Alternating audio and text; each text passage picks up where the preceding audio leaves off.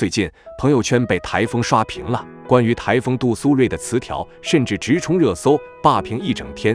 本以为随着时间的推移，它的影响力会逐渐减弱，没想到它竟穿越福建，一路北上，抵达之处皆是狂风骤雨，很多省份受其影响，正在经历着一场场大雨。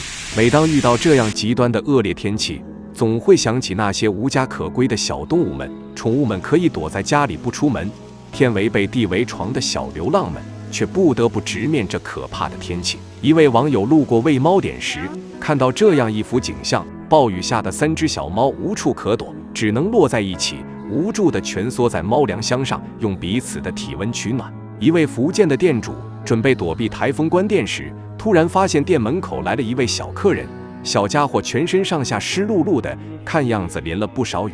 看见店主后，毛孩子的耳朵秒变飞机耳，眼神里满是胆怯，却依旧鼓起勇气走进了店里。我只是想避避雨，能不能别赶我走？店主家里也养猫，受不了小家伙那可怜巴巴的眼神，善良的他没有驱赶猫咪，还给他提供了猫粮。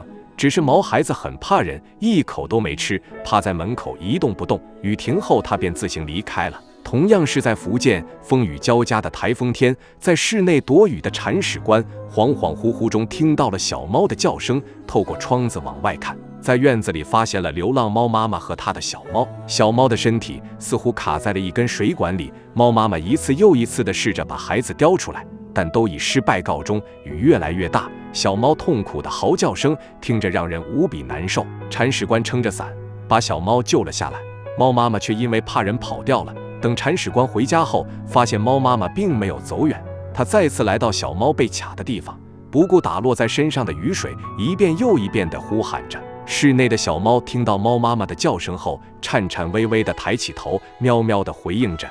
铲屎官打开门，想让猫妈妈进屋，猫妈妈却怎么都不愿意进来。看着猫妈妈疯狂寻找孩子的画面，犹豫了良久。雨停之后，铲屎官还是把小猫还给了猫妈妈。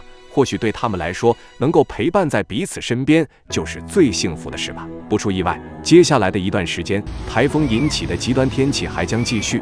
如果可以的话，希望大家在力所能及的前提下，帮帮这些无家可归的小流浪们。要是您碰到前来避雨的流浪动物，请先别赶走它们，好吗？等雨停了，它们自然会主动离开。在那面前，每个人都不应该被放弃，流浪动物亦然。风雨无情人有情，让我们一起加油，帮他们度过这场难关。你看。